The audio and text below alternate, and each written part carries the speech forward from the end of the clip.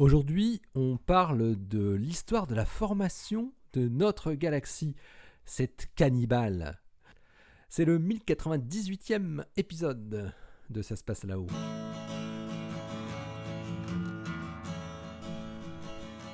Astronomie, astrophysique, cosmologie, astroparticules. Ça se passe là-haut, par Eric Simon. Vous connaissez Kraken ? Je vous rassure, moi non plus jusqu'à avant-hier. Kraken, c'est le nom qui a été donné à une galaxie hypothétique qui aurait participé activement à la formation de notre Voie lactée, avec de nombreux autres via des fusions successives. Elle a été mise en évidence par une équipe d'astrophysiciens qui arrive à reconstituer l'histoire de la formation de notre galaxie, son arbre généalogique en quelque sorte, grâce à ces amas globulaires. Une étude publiée dans les Monthly Notices of the Royal Astronomical Society. C'est en analysant les propriétés des amas globulaires qui sont en orbite autour de la Voie lactée que Diederik Kruisian de l'université de Heidelberg et ses collaborateurs sont parvenus à reconstituer l'historique des fusions successives qui ont mené à notre galaxie telle qu'on la connaît aujourd'hui. Les amas globulaires sont des groupes denses d'étoiles, jusqu'à plusieurs millions, le plus souvent très âgés, 10 milliards d'années ou plus.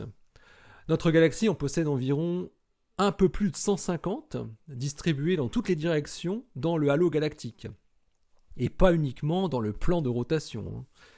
Toutes les galaxies possèdent des amas globulaires, même les galaxies naines, qui sont satellites des grandes galaxies. Et lorsque deux galaxies fusionnent, la galaxie résultante contient donc une population hybride d'amas globulaires qui appartenaient aux deux galaxies initiales. C'est ainsi que les 150 amas globulaires les plus vieux de la Voie lactée forment différentes populations représentant des résidus fossiles des petites galaxies qui ont fusionné au fil du temps avec elles. En analysant très finement les caractéristiques de ces amas globulaires, les chercheurs peuvent ainsi tracer toute l'histoire de notre galaxie. Kruisian et son équipe ont pour cela fait appel à des simulations très élaborées dans lesquelles ils reproduisent la formation de la Voie lactée.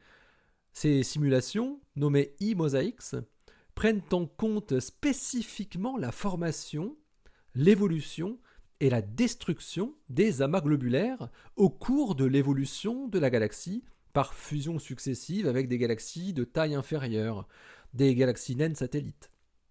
Dans ces simulations, les chercheurs mettent en relation l'âge, la composition chimique et les mouvements orbitaux des amas globulaires avec les propriétés qui devaient être celles de leur galaxie progénitrice, il y a 10 milliards d'années ou plus. Kruisian et ses collaborateurs déterminent de cette façon le nombre d'étoiles que contenait chacune des galaxies ayant fusionné avec la Voie lactée, mais aussi à quel moment de son histoire cela s'est passé. Ces calculs sont rendus complexes du fait que les orbites des amas globulaires se retrouvent très perturbées lors des phénomènes de fusion galactique. Alors pour gérer cette complexité, les chercheurs ont fait appel à des réseaux de neurones et ont entraîné cette intelligence artificielle à reconnaître les populations d'amas globulaires pour déterminer leur origine. Une fois l'algorithme appliqué avec succès sur des galaxies et leurs amas globulaires simulés, Kruisian et ses collaborateurs n'avaient plus qu'à le faire tourner sur des données réelles, les amas globulaires de la Voie lactée, associés à 4 galaxies naines fortement suspectées d'avoir fusionné avec la Voie lactée, qui sont Gaia Enceladus, Helmi, Sequoia et Sagittarius, plus une 5e population un peu étrange et surtout mal comprise.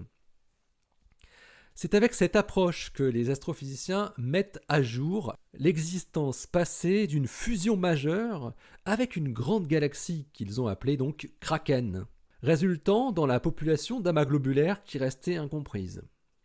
Cette fusion galactique avec Kraken, d'après les analyses, aurait eu lieu il y a 11 milliards d'années, lorsque la Voie lactée était 4 fois moins massive en étoiles qu'aujourd'hui.